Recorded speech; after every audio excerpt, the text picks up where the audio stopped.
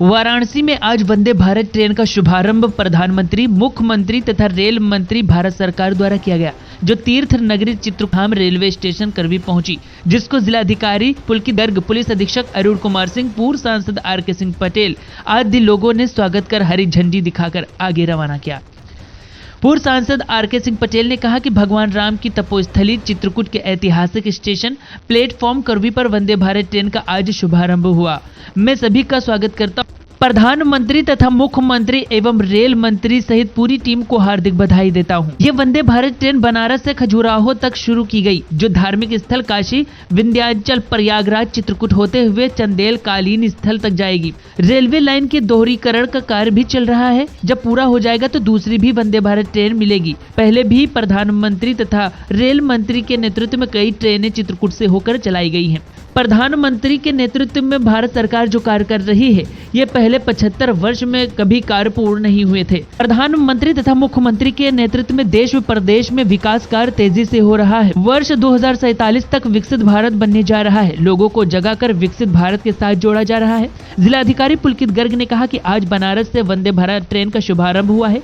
मेरे लिए सौभाग्य की बात यह है कि एक सप्ताह पूर्व मेरे द्वारा तीर्थ क्षेत्र वाराणसी में भगवान राम की तपोस्थली चित्रकूट में कार्य करने का मुझे मौका मिला। इस वंदे भारत ट्रेन के चलने से तीर्थ नगरी चित्रकूट में पर्यटकों को बढ़ावा मिलेगा, क्योंकि ट्रेन तीर्थ नगरी वाराणसी से चलकर खजुराहो तक जाएगी। इससे पर्यटकों का आवागमन अधिक होगा।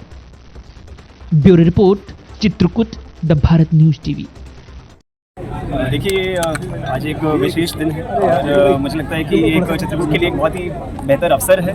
जो जिस प्रकार से वाराणसी में टूरिस्ट की संख्या बढ़ी है और प्रति वर्ष जो है कम से कम 10 करोड़ संख्या जो है वहाँ पे जो है टूरिस्ट आते हैं, प्रत्येक वर्ष वहाँ पे सभी आते हैं। तो यहाँ उसी प्रकार से वाराणसी से यहाँ पे ट्रेन के आने की, वंदे भारत ट्रेन की वजह से जो है वो सुविधा बढ़ेगी टूरिस्ट, और जाहिर सी बात है, मुझे पूरा विश्वास है कि यहाँ पर भी उसी प्रकार से जो श्रद्धालुओं की संख्या है, टूरिस्ट की संख्या है, उसमें इजाफा होगा। ठीक है, थैंक यू। इस तरह से धार्मिक पर्यटन बढ़ रहा है, ऐसे में चित्रकूट एक बड़ा केंद्र, ऐतिहासिक केंद्र है, तो संख्या बढ़ेगी। और जिस तरह से कल्पना की जा रही है कि अयोध्या, चित्रकूट, प्रयागराज और काशी का एक परिपथ जैसा बना दिया जाए, तो उसमें एक मील का पत्थर ही ये वंदे भारत की आज शुरुआत होना।